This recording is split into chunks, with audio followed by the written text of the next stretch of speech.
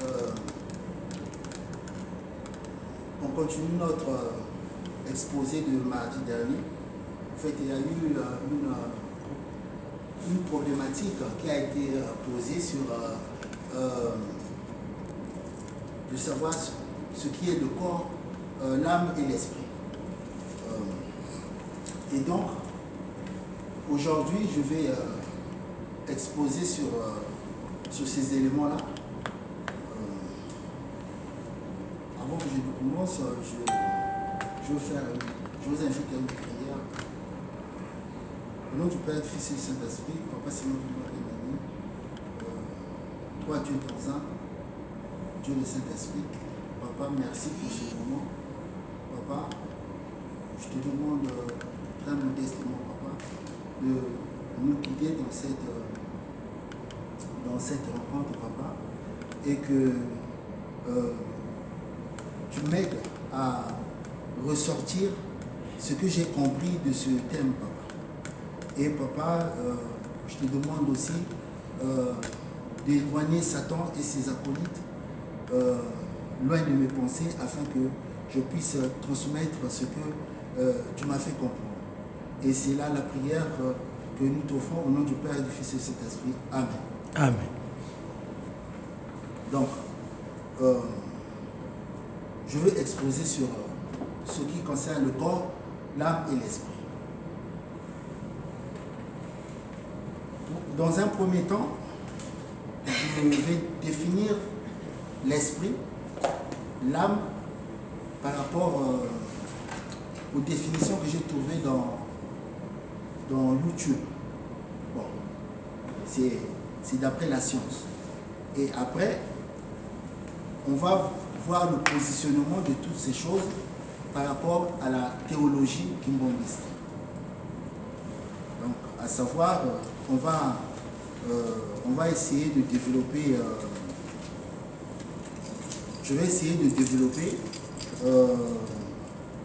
sur les questions de l'existence. Nous savons que la théologie, c'est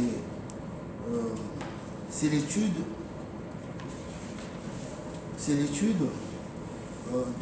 c'est une explication des choses, hein, du monde par rapport à la religion. Et donc, je vais traiter les questions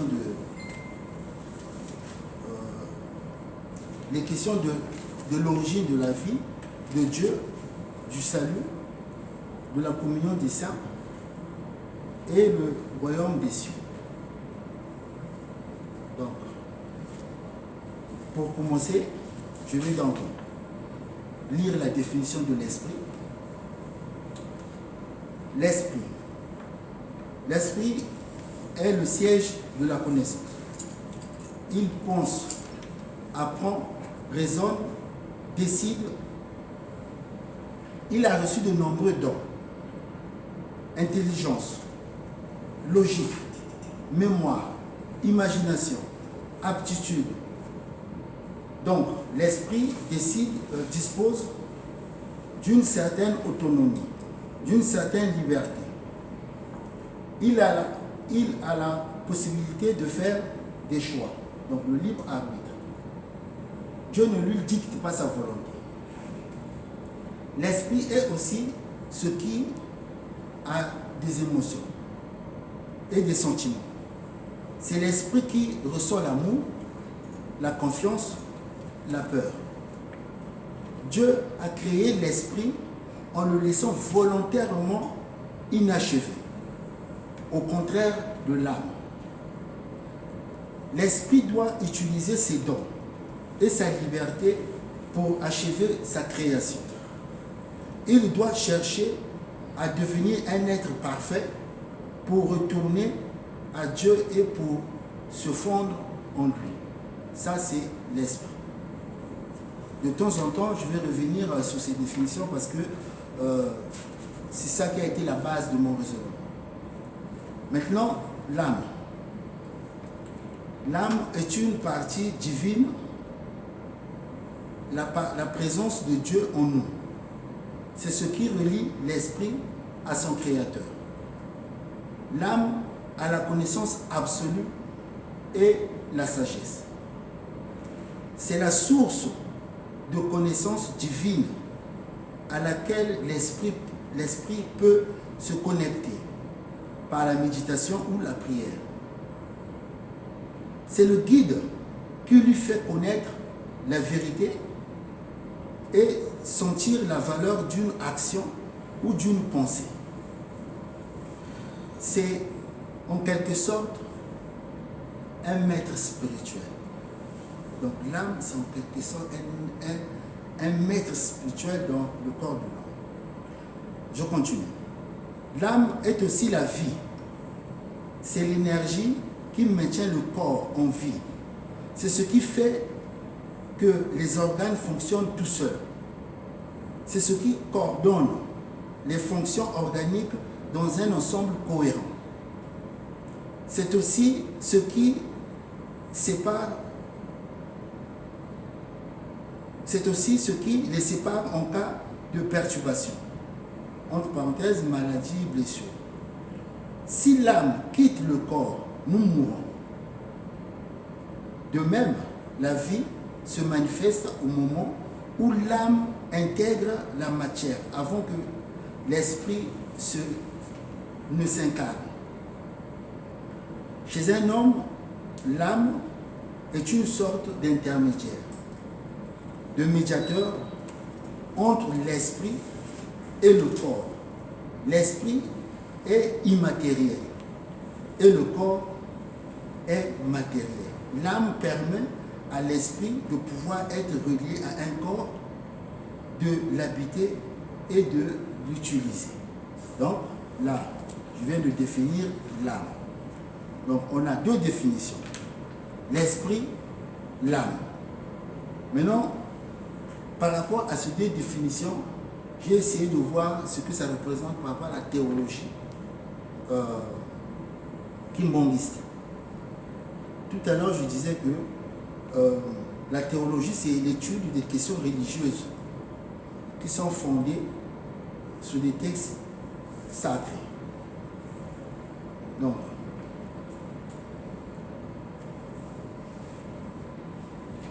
pour ce faire,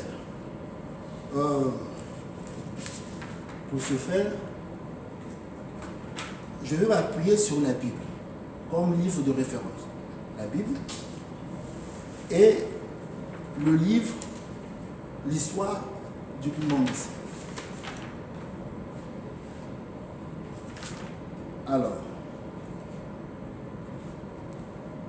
je vais aussi utiliser des cantiques kimbangistes pour illustrer mes propos. Donc, pour commencer, je vais chanter quelques lignes d'un cantique qu'on chante souvent, Bilombe. Bon, je ne connais pas tout le cantique, mais c'est les parties qui m'intéressent que je vais chanter. Dans ce cantique, on dit Nauta nabino nalikolo poto tonga limo. Ça c'est la première partie qui m'intéresse. Donc, Nauta nabino nalikolo poto tonga lingomba ya molimo mosantu. Après, il y a encore une partie où le cantique dit Bozali na mokili kasi bozali na ba mokili te. Ça va être important pour la suite, pour voir un peu ces éléments-là. Donc, par rapport à ce cantique, je constate que la vie ne commence pas ici. Si j'ai bonne mémoire, Papa Yangena disait toujours que surtout ça la bune ce cantique aussi le dit donc je peux imaginer que Dieu dans les cieux à un moment donné, après avoir créé beaucoup de choses, il s'est dit bon, faut que je crée des enfants qui me ressemblent. Donc il a créé des esprits. Donc nous, on a existé comme esprit déjà dans le royaume des cieux, auprès de Dieu. on ne sait pas combien de temps. Ça peut être la suite avec les révélations. On en saura plus. Et donc, Dieu, il crée des esprits. Le nombre, je ne peux pas non plus vous dire, mais on peut constater le nombre que nous sommes sur la terre et le nombre de générations qui sont passées par là. Donc, Dieu crée des esprits. Alors, par rapport à la définition, on dit bien que l'esprit est inachevé pour qu'elle soit. L'esprit est inachevé et il doit utiliser ses dons pour finir sa création. Donc Dieu invite donc ses enfants. Donc Dieu est là, il a un corps glorieux, il a un esprit, il a une âme, il a créé des enfants qui sont des esprits qui ne lui ressemblent pas. Donc qui sont encore esprits. Alors, il les convoque. Il dit, bon, venez, mes enfants, je vais vous expliquer des choses. Moi, votre père, j'aimerais qu'un jour, vous me ressemblez, que vous ayez un corps comme moi. Mais pour cela, vous allez me quitter pour un temps, vous allez partir très loin, et après, vous allez me revenir. Donc, Dieu élabore un plan qui va être en trois états. Dans le premier état, il crée des enfants. Deuxième état, les enfants doivent effectuer un voyage pour exécuter le deuxième état. Donc, il choisit un lieu qui est la terre. Dans la Bible, on nous dit bien que au commencement, Dieu créa les cieux et la terre. Hein? La terre était informe, tout ça. Donc là, j'entame la deuxième partie. La deuxième partie qui est le deuxième état, où directement, je vais traiter la question de l'origine de la vie. Donc, Dieu choisit un lieu qui est la terre. Lorsqu'on lit dans Genèse jusqu'au verset 26, Genèse 1 jusqu'au verset 26, Dieu dit, faisons l'homme à notre image, selon notre ressemblance. Dans l'état 1, il a créé. Dans l'état 2, il fait. Donc, mais ici, il dit faisons. C'est au pluriel. Donc, du coup, j'attire votre attention sur ces deux mots-là. Dans les cieux, il crée l'esprit. Sur la terre, il fait l'homme. Donc, il donne vie, il donne naissance à un homme par rapport à l'esprit qu'il a créé. Donc, l'esprit, nous sommes sur la terre. Dans Genèse 2, verset 7, la Bible nous dit que Dieu forma l'homme de la poussière de la terre. Dieu forma l'homme de la poussière de la terre. Alors,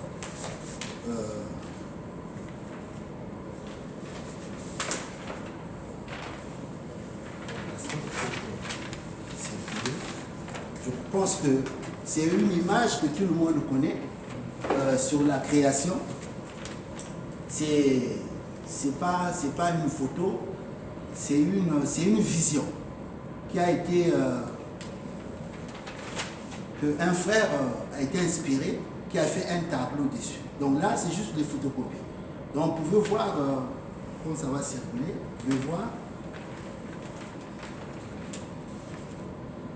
Donc là, lorsque nous lisons que Dieu créa l'homme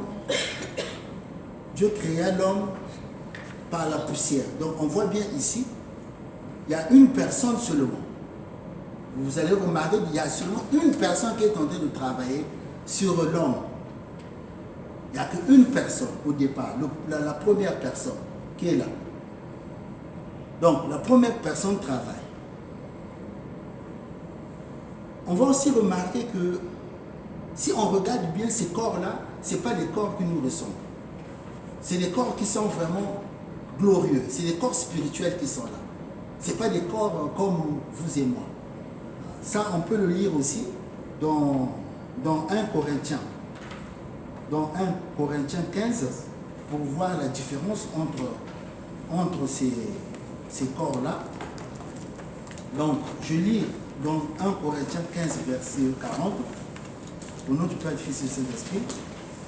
Il y a aussi des corps célestes et des corps terrestres, mais autre est l'éclat des corps célestes, autre celui des corps terrestres. Donc, la différence entre ces deux corps, c'est l'éclat.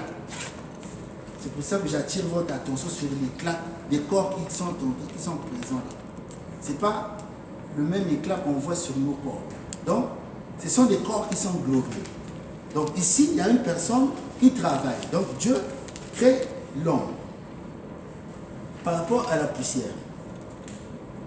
Alors,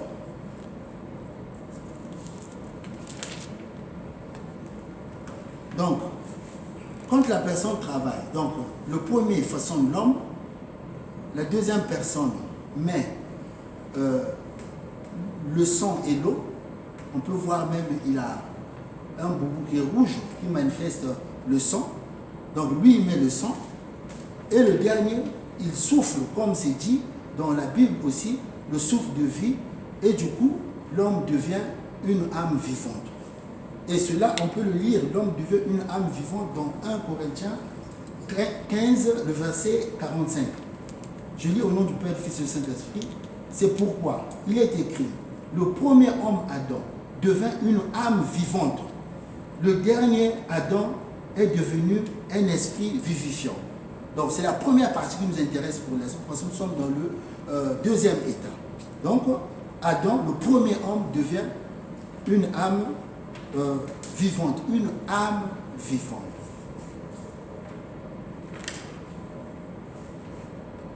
Si je reviens sur la définition de l'âme. Sur la définition de l'âme, il est dit l'âme permet à l'esprit de pouvoir être relié à un corps, de l'habiter et de l'utiliser. Donc l'esprit qui a été créé dans les cieux arrive sur la terre. C'est comme nous quand on fait un voyage, on va sous l'eau ou sur la lune. Par rapport à l'environnement, on a besoin d'un scaphandre ou d'un équipement spécial pour résister à la température de l'endroit où on va. Donc, ici, on voit bien que l'esprit qui était dans les cieux, pour que ça supporte la température sur la terre, Dieu a besoin, donc par ces trois personnes, ils ont besoin de fabriquer un homme, donc un équipement. Donc, il y a un homme,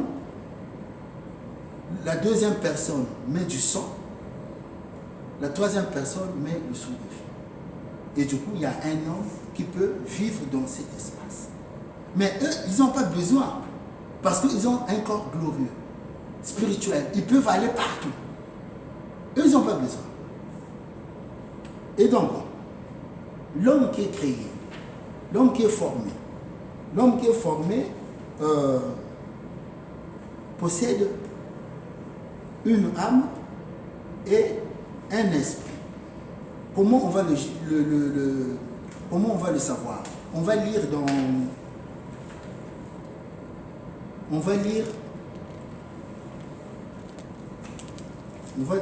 Lévitique. Mais avant de lire, donc toujours sur cette photo, donc on a les trois personnes, chacun joue un rôle.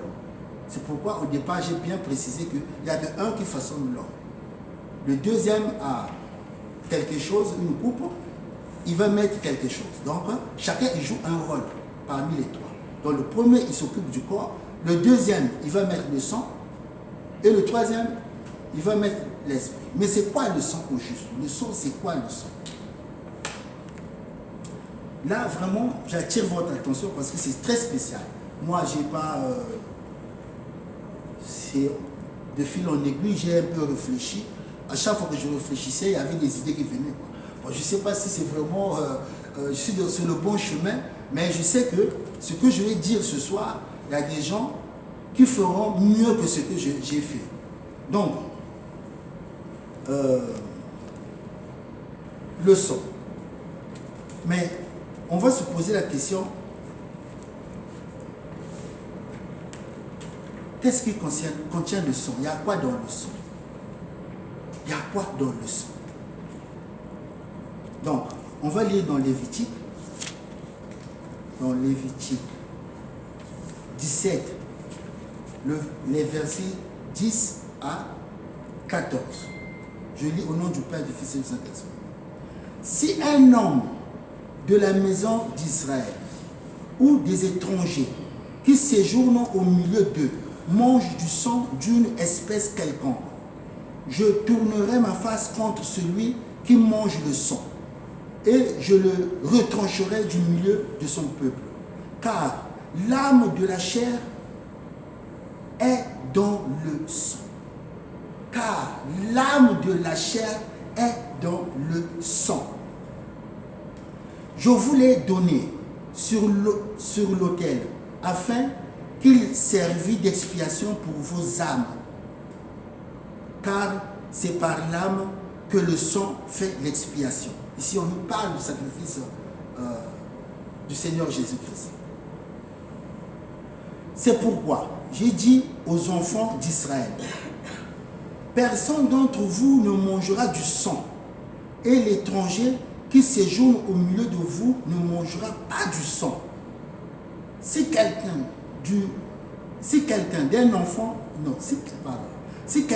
des enfants d'Israël ou des étrangers qui séjournent au milieu d'eux prend à la chasse un animal ou un oiseau qui se mange, il en versera le sang et le couvrira de poussière. Car l'âme de toute chair, c'est son sang qui est en elle. C'est pourquoi j'ai dit aux enfants d'Israël, vous ne mangerez le sang d'aucune chair, car l'âme de toute chair est son sang. Quiconque en mangera sera retranché. Donc, à ce niveau, nous voyons bien que le sang est sacré. Le sang est sacré et l'âme, là nous venons de lire, l'âme se trouve dans le sang. L'âme se trouve dans le sang. Donc, à ce niveau, jusque-là, on voit que la théologie immoniste épouse bien et parfaitement les affirmations qui sont dans la Bible. Ça, ce ne sont pas des choses qu'on a racontées comme ça, c'est vraiment inspiré. Hein? Quand on regarde, on lit la Bible, on se retrouve. Donc, l'âme, c'est la deuxième personne. La deuxième personne égale à l'âme de l'homme qui est dans le sang. C'est pourquoi on peut se poser la question. Nous qui sommes africains, quand on dit les sorciers mangent des gens, mais ils mangent quoi au juste? Parce que le corps volontaire. Donc ils mangent quoi? Ils mangent l'âme. S'ils mangent l'âme, ça veut dire qu'ils mangent qui? Ils mangent la deuxième personne. C'est une abomination. Je ne sais pas si vous vous rendez compte. Ils mangent la deuxième personne qui représente l'âme de l'homme. Parce que l'esprit, ils ne peuvent pas détruire l'esprit. L'esprit ne se détruit pas. Nous allons constater que Papa Dianguène, dans toutes ses tournées pastorales, il y avait des moments où il s'arrêtait, il priait, il demandait à Fakir, chanter, parce qu'il fallait libérer des âmes, des esprits. Parce que le sorcier, quand il mange l'âme, mais l'esprit, il fait quoi? Il va l'emprisonner quelque part. Il tourne jusqu'au jour où lui-même il va mourir, l'esprit reste là-bas. Donc du coup, c'est pourquoi même lorsqu'on défile, ça a un sens. Peut-être dans nos familles, on délivre des gens, on fait des choses, on ne se rend pas compte. C'est vraiment significatif. Donc, On continue. Maintenant, je vais essayer de voir des réponses sur la question de Dieu par rapport à la théologie humaniste. La question de Dieu. Et je vais toutefois chercher à positionner le corps, l'âme et l'esprit. La théologie humaniste nous enseigne quoi? La théologie humaniste nous enseigne que le créateur de l'univers, de toutes choses, ce Dieu-là est trinitaire. C'est ça que la théologie humaniste nous enseigne. Donc, ce Dieu-là est trinitaire et se présente en Dieu le Père, Dieu le Fils, Dieu le Saint-Esprit. Donc, par rapport à cette photo, donc s'il faut que je les nomme maintenant, le premier c'est Dieu le Père, qui est le corps. Le deuxième c'est Dieu le Fils, qui est l'âme. Le troisième c'est Dieu le Saint-Esprit, qui est l'Esprit.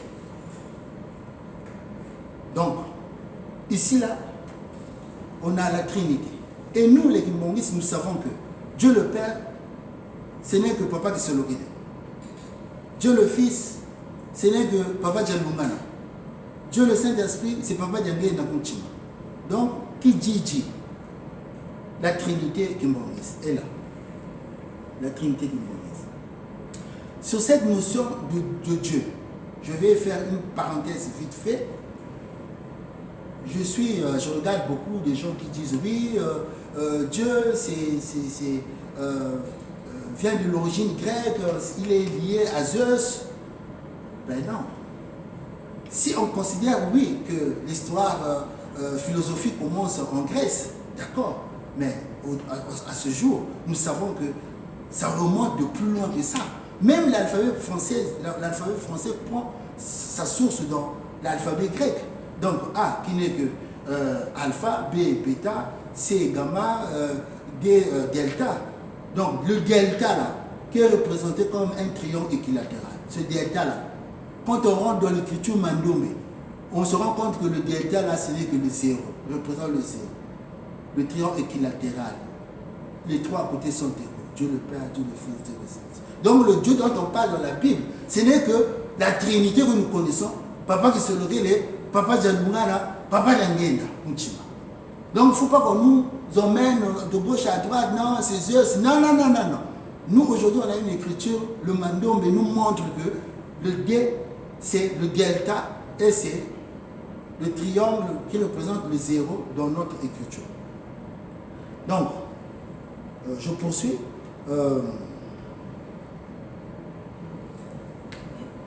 La Trinité fonctionne en parfaite harmonie. Donc, cette structure que nous voyons ici, elle est hiérarchisée. C'est-à-dire que Dieu le Père commande Dieu le Fils. Dieu le Fils se soumet à lui, s'humilie lui-même. Et Dieu le Fils, à son tour, commande Dieu le Saint-Esprit. Qui, quand Jésus-Christ dit, oui, il est préférable que je m'en aille pour que je supplie mon Père afin qu'il envoie le Saint-Esprit. Le Saint-Esprit n'est autre que Papa Simon Kimbangu Kianga.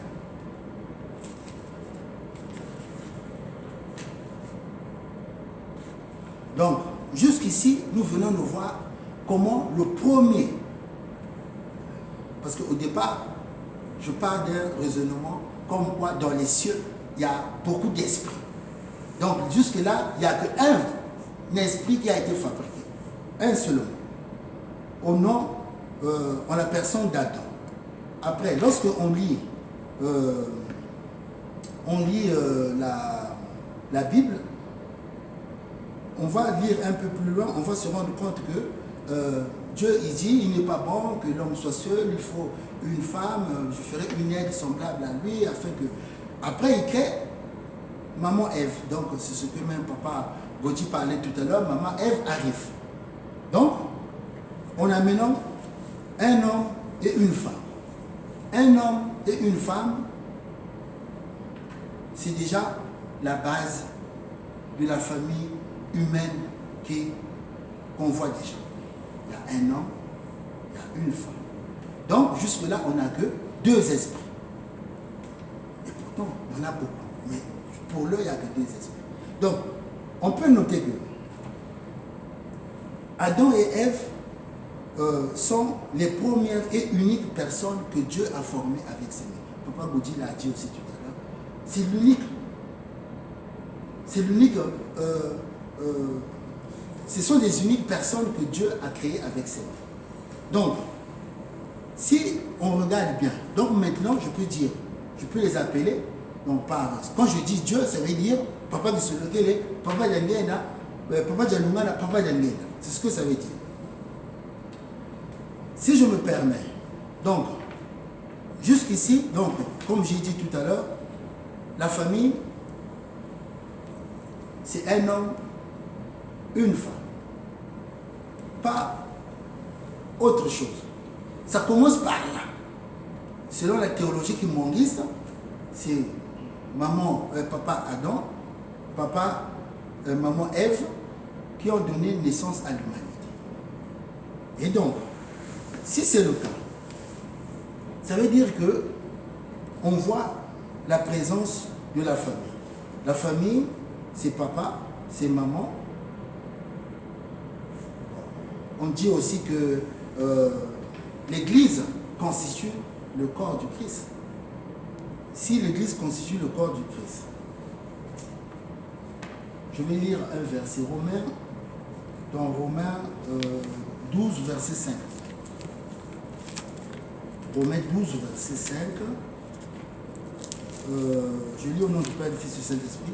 Ainsi, nous qui sommes plusieurs, nous formons un seul corps en Christ et nous sommes tous membres les uns les autres.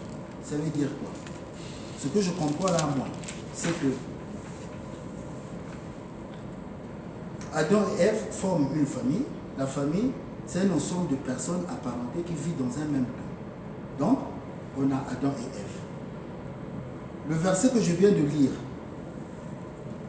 par rapport à ce que j'ai lu, on voit que nous aussi, nous formons une famille, mais qui est rattachée à la personne qui est au milieu. C'est bien dit, nous sommes le corps du Christ. On n'est pas... J'essaie un peu de bien montrer que ce n'est pas au troisième ou à la première personne. On va voir même la suite pourquoi. Nous sommes rattachés à la deuxième personne qui constitue l'âme. Parce que sans l'âme, il n'y a pas de vie sur terre. S'il y a la vie sur terre, c'est parce que la deuxième personne, Papa Djanungana, avait mis le sang qui contient l'âme. Maintenant, je vais juste vous faire remarquer que si Papa